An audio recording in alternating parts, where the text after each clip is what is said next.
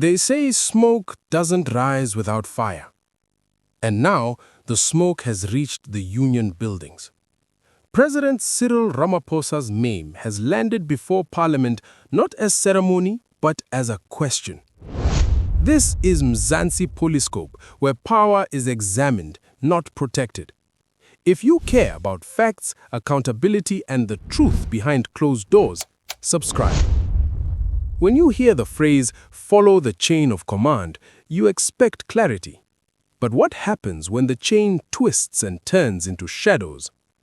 That's exactly where South Africa finds itself with the Political Killings Task Team, the PKTT, and now, unexpectedly, President Cyril Ramaphosa's name at the center of the storm.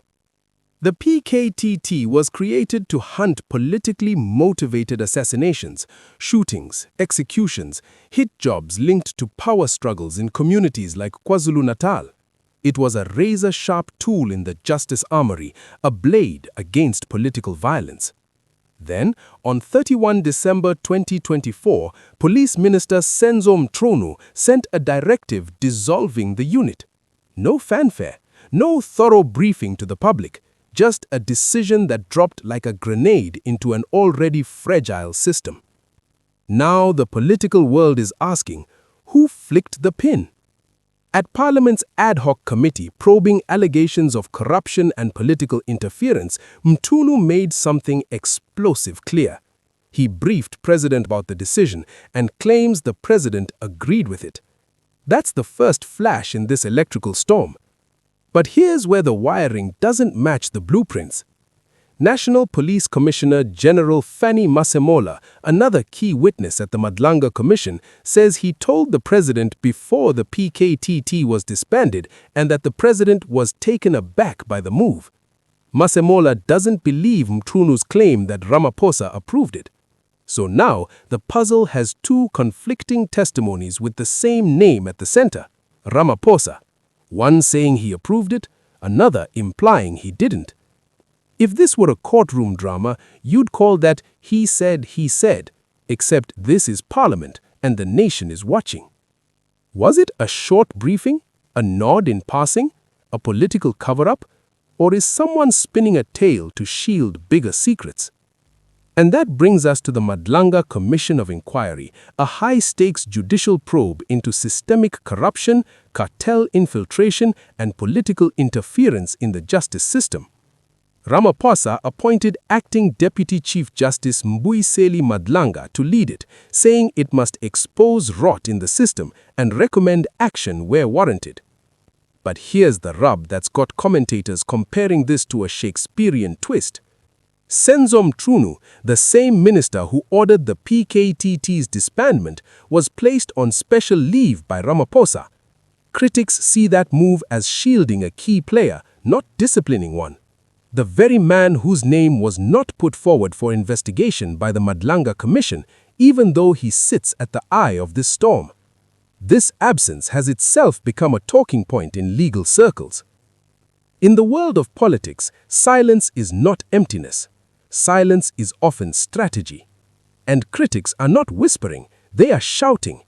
Was the PKTT dissolved to protect political allies? Was it to shield powerful networks weaving through police stations, portfolios, and political offices? Did the president really greenlight this? And if so, why bookend the narrative with contradictory testimonies? This is more than a procedural puzzle. This is about who pulls the strings when justice looks the other way. As this committee unravels the threads, one thing is clear. The questions now point upward, not sideways. And the man at the top can no longer be spoken about in hushed tones. Because when the boss of the nation's legal architecture might have signs pointing to his office, Parliament will want answers, not excuses. He is a sitting head of state now. We know what he needs to answer about the appointment of the task team and many other issues that colleagues might have. And to clap him for an assessment, let's write to the president tomorrow and ask him to respond to whatever questions we want him to respond. such that by the end of the week or early next week, we've got responses from the president, because those responses are, in my own view, very fundamental to the conclusion we may have to make about certain issues that were presented to us. I'm lost for words. I'm speechless.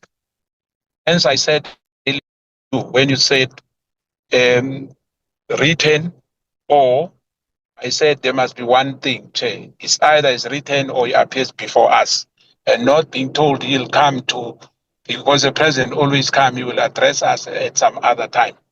If it's been defended not to come to us, so be it. Let it be clear. But the chief whip is contradicting himself. He said he's a sitting president. It's not right. But he's saying, no, if we treat people equal, let's not even utter that way. That is a sitting president. There's nothing special about being a sitting president. Nothing at all. You must never come and impose those things that you do in your parties into the parliamentary processes where we are all equal. It's not a party meeting here. It's a parliament sitting, ad hoc committee, calling South Africans to come and appear before it. So to come and tell us that it's a sitting president and then therefore we can't subject him to what, for what?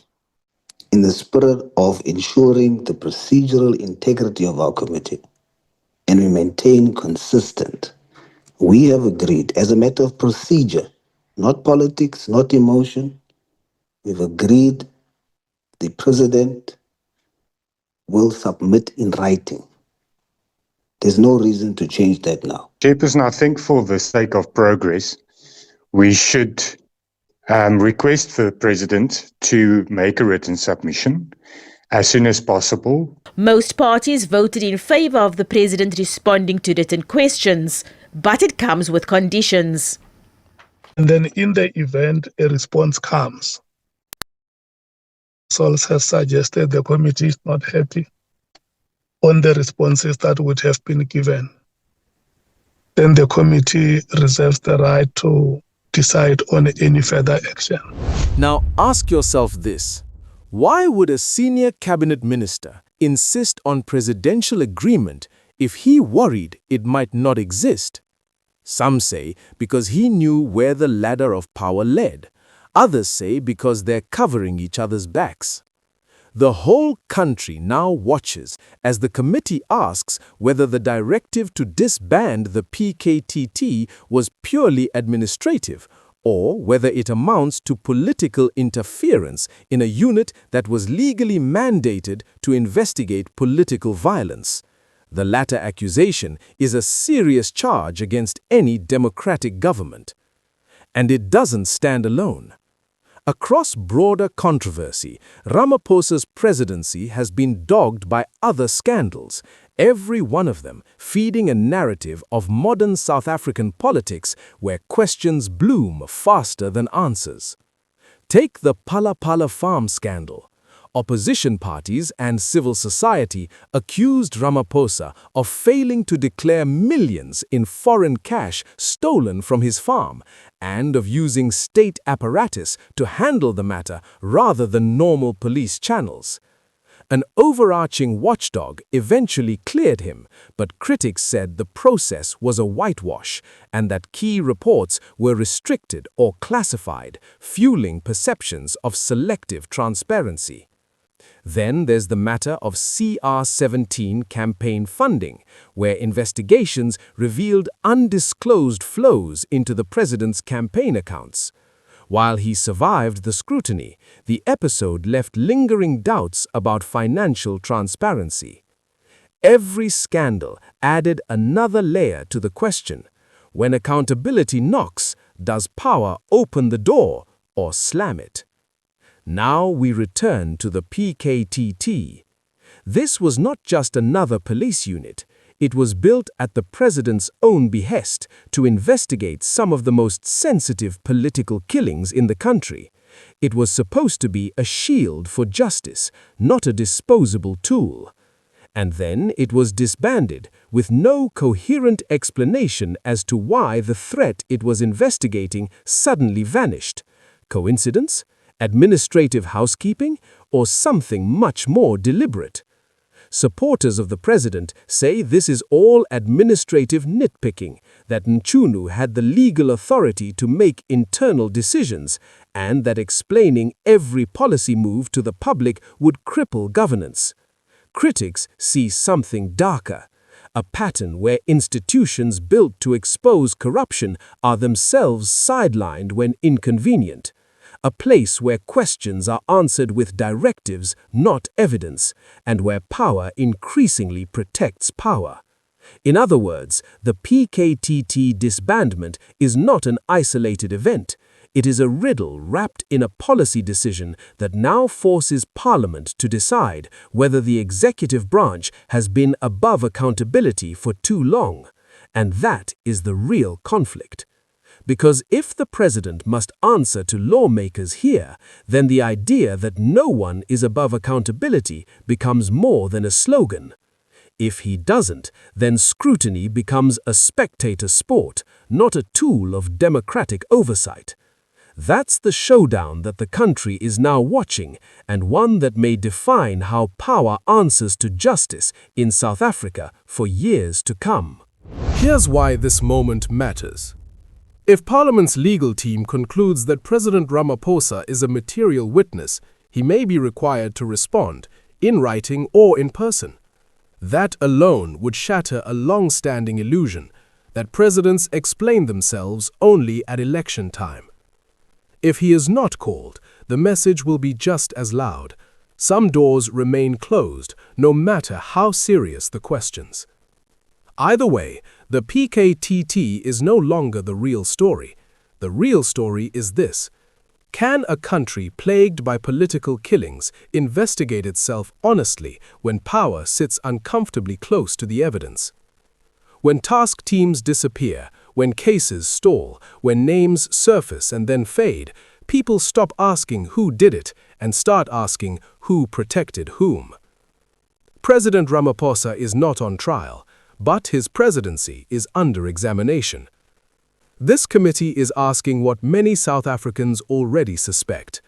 Was the disbandment of the PKTT administrative routine, or another chapter in a long book of avoided accountability? Was this leadership, or leadership looking the other way? Drop your view in the comments. Should the president appear before Parliament, yes or no? And if he doesn't, what does that say about power in South Africa? This is Mzansi PoliScope. We follow the smoke until we find the fire.